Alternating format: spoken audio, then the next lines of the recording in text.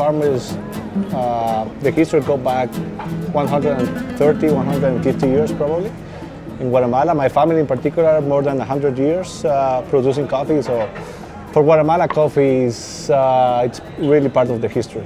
I think most of the families in Guatemala, they have a coffee connection. Someone in their family grew coffee or was selling coffee or exporting coffee. Yeah. So everybody's related to coffee here in Guatemala.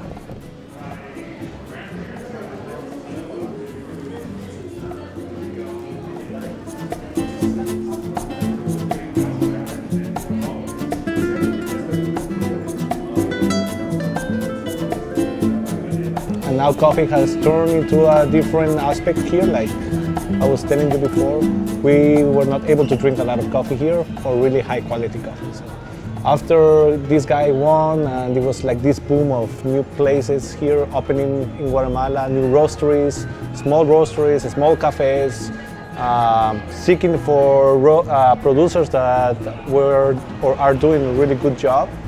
Now these places, they showcase those coffees. And I think that social media, it's also like a great hit now. Like before, like I remember, I don't know, I started 11 years ago. I don't know how much you guys, but like we cannot find a YouTube video how to make latte art. You know, right. It was like really hard to find one.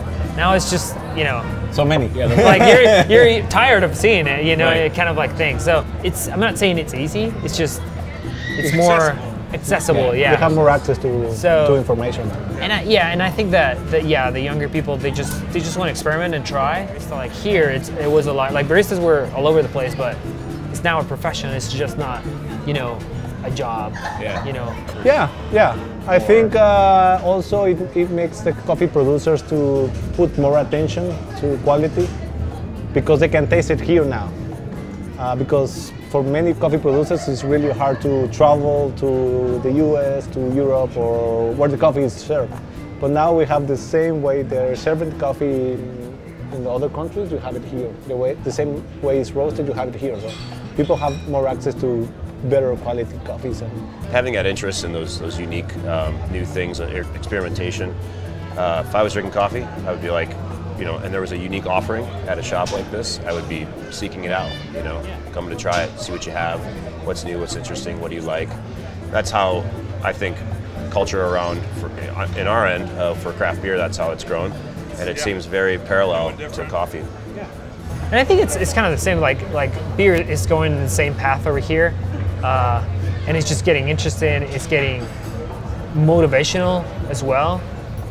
And I think that those standards, as you say, like evolution in a way of just, it's not easy to make great things, you know, and it's not easy to make them taste great, right?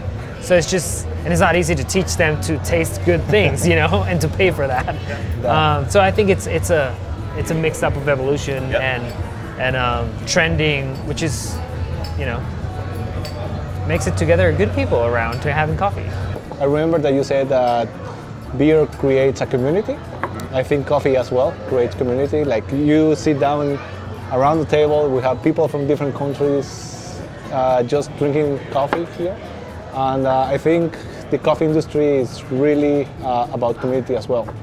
And that's one of the reasons I think coffee and beer, they get along because they bring people together and creates community.